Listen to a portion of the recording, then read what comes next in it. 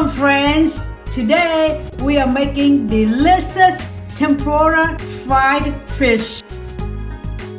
Tempura batter is a very light batter used in Japanese cooking. Today I'm using fresh cod. You will also need tempura batter mix. Begin by slicing the fish fillet into 3-inch pieces.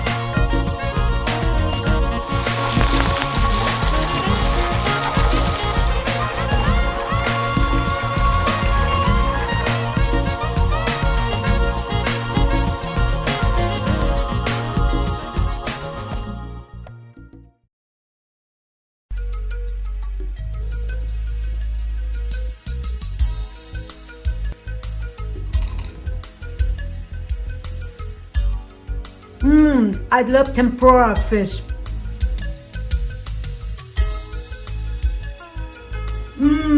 The codfish is flaky and moist. You gotta try it.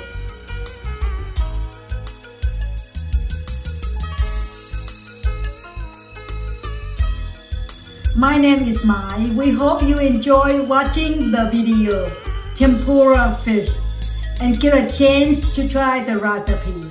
If you would like this delicious recipe, please visit our website. And please remember to subscribe.